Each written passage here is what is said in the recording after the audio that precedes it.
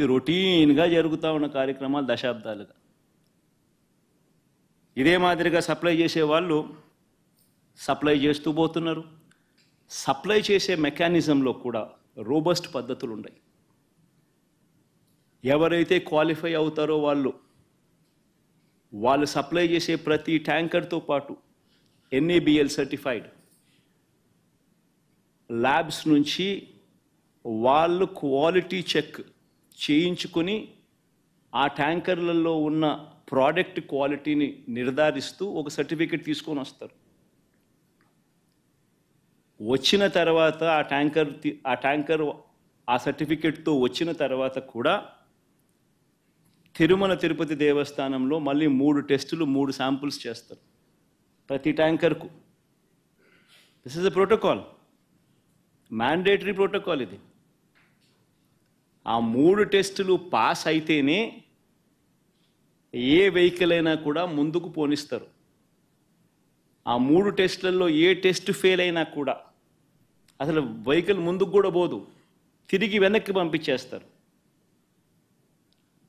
ఈ ప్రక్రియ దశాబ్దాలుగా జరుగుతూ ఉంది.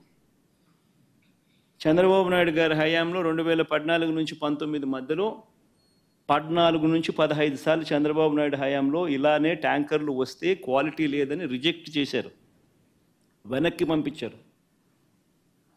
14 నుంచి 15 సార్లు.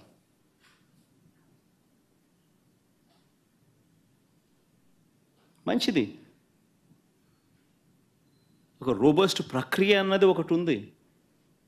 తప్పులు ఎవడైనా చేయాలనుకుంటే తప్పులు చేసే అవకాశం లేని ఒక గొప్ప ప్రక్రియ ఒకటి తిరుపతిలో ప్రాక్టీస్లో ఉంది. సిమిలర్గా 2019 నుంచి 24 మధ్య వైఎస్ఆర్సీపీ రెజ్యూమ్లో కూడా 18 సార్లు ఇదే మాదిరిగానే రిజెక్ట్ చేసి వెనక్కి పంపించారు. ఇవి నేను చెప్పినటివన్నీ కూడా అక్షర సత్యాలు. ఒక గొప్ప ప్రాక్టీస్ ఒకటి ఉంది, ఒక గొప్ప ప్రొసీజర్ ఉంది. ఏ కారణాల చేతైనా కూడా, ఏ శాంపుల్ అయినా కూడా, ఏ ట్యాంకర్ అయినా కూడా రిజెక్ట్ అయిపోతే ముందుకు కూడా పోదు, వెనక్కి పంపించేస్తారు. మరి అలాంటి పరిస్థితి ఇక్కడ కూడా జరిగింది. చంద్రబాబు నాయుడు గారు ముఖ్యమంత్రి అయిన తర్వాత ఈ టెండర్లలో సప్లై స్టార్ట్ అయింది. ఇప్పుడు వీళ్ళు టీటీడీ బోర్డు కూడా వీళ్ళైతే ఏదైతే ఫైనలైజ్ చేసినారో ఆ బోర్డు ఫైనలైజ్ చేసిన, అప్రూవ్ చేసిన వాళ్ళు ఎప్పటి నుంచి సప్లై చేశారు? జూన్ 12వ తారీఖు నుంచి వాళ్ళు సప్లై చేశారు. అంటే అప్పటికి చంద్రబాబు నాయుడు గారి ప్రభుత్వం వచ్చింది.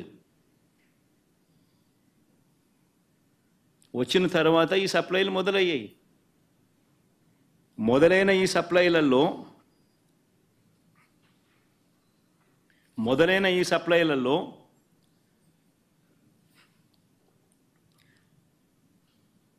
జూన్ 12, జూన్ 21, జూన్ 25, జూలై 4న వచ్చిన ట్యాంకర్లన్నీ టెస్టులలో పాస్ అయి ముందుకు కదిలాయి, లడ్లలో ఉపయోగించారు.